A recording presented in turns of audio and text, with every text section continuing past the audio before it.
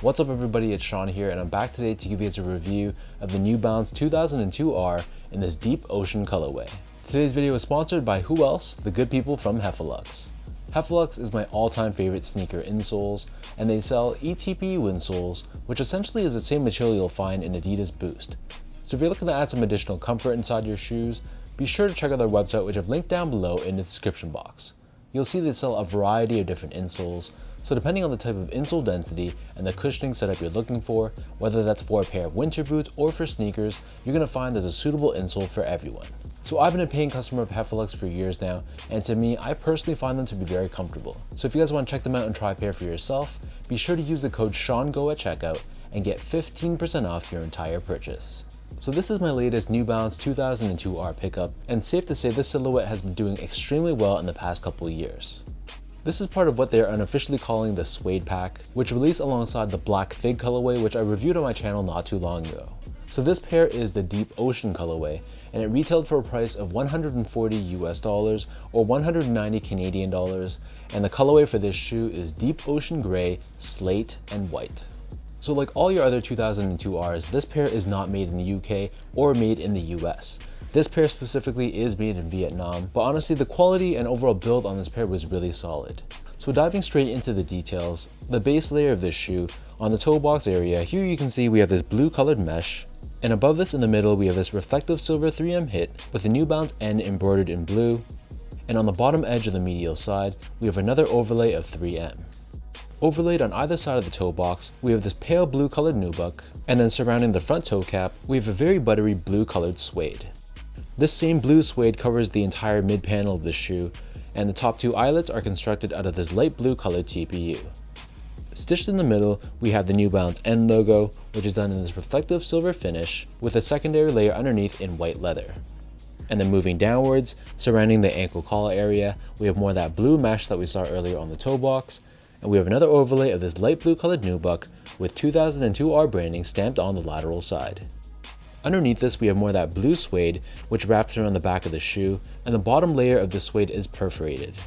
Above this, in the center of the heel, we have this chenille overlay with the New Balance logo embroidered in the middle, and at the very top of the heel we have a layer of this very soft white colored leather. Turning our attention back to the front, so for the laces, these only come with one lace option, and they're just your normal flat style lace in white. Underneath this, the tongue is primarily constructed out of this blue colored mesh, but at the top we have this light blue nubuck overlay, and on top of the nubuck we have this blue colored suede, and once again we have this oval shaped cutout with the New Balance logo embroidered in white. As for the insoles, these come with their standard foam line insole. It's done in this white colored finish on top, and we have New Balance running branding stamped on the heel. So the upper of the 2002R sits atop this Absorb foam midsole. In addition to the Absorb, they also incorporate Absorb SBS, which is a cushioning technology from New Balance that helps with impact protection. And underneath the heel, they also incorporate New Balance Energy technology. And you can see these gel-like pillars on the lateral side of the forefoot, along with another layer of foam underneath this, which is done in that gray finish once again. Turning the shoe over to the bottom, so the outsole here is constructed out of rubber in this grayish pink sort of tone. On the forefoot, we have these flex screws for added flexibility, and visible in the middle, we have this white colored TPU overlay, which is what New Balance calls their stability web technology, and this helps with the torsional rigidity and the midfoot support of this shoe. So that breaks down the look and the construction of these Deep Ocean 2002Rs. And for those wondering about sizing, so to me, I felt like this shoe ran true to size, so I'm a true size 10, slightly on the wider side. I picked these up in a size 10 and they fit me great. Just to give you guys a point of comparison, I go a half size down or a 9.5 in New Balance silhouettes like the 992, the 990 V3, V4, V5, along with most of my 550s. And in comparison, I stick true to size or a size 10 in most of my 2002Rs, the 997 and the 990 V2 because of its more narrow toe box, along with a lot of my made in UK models like the 991, the 1500 and the 1530. Next up in terms of the comfort, so I've said this before in all my 2002R reviews, but this model is one of my favorites when it comes to comfort. So if you're the type of person that likes a very plush, very soft and pillowy feel, then you might not like these. But to me, the thing I love most about this model is that it gives you that good balance of softness and cushioning, but at the same time being very stable and supportive. So straight out of the box, you can feel that soft cushioning underfoot, but it's not overly stacked and overly cushioned that it feels sloppy underfoot. And it's personally a model I can wear for many hours in a day and I don't feel any pain or any fatigue in the arches of my feet. Last but not least, in terms of the overall quality and the craftsmanship, so like I mentioned from the start, the quality of the suedes I thought were really nice. And especially for the price point you're paying compared to like the made in UK or the made in USA New Balance shoes, I think the value is tremendous and the quality of the materials are really solid. And similarly, from an overall build standpoint, I really had no issues at all with my pair, so I thought this was a very solid job from the New Balance factory.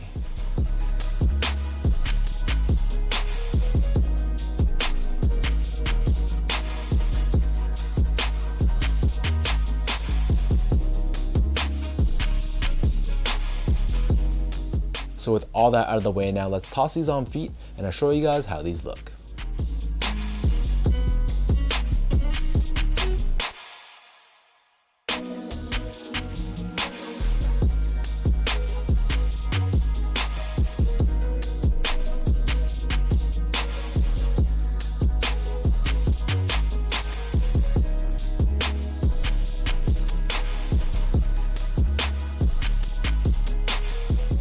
For another general release New Balance 2002R, I came away feeling very impressed. I'm a big fan of this whole suede pack, or whatever you technically want to call this collection, and I think all 4 pairs, the black fig, this one, the wine or Bordeaux colorway, and the green pairs, all 4 look really nice, but I gotta say without any bias that the black fig and this one are my top 2 favorites.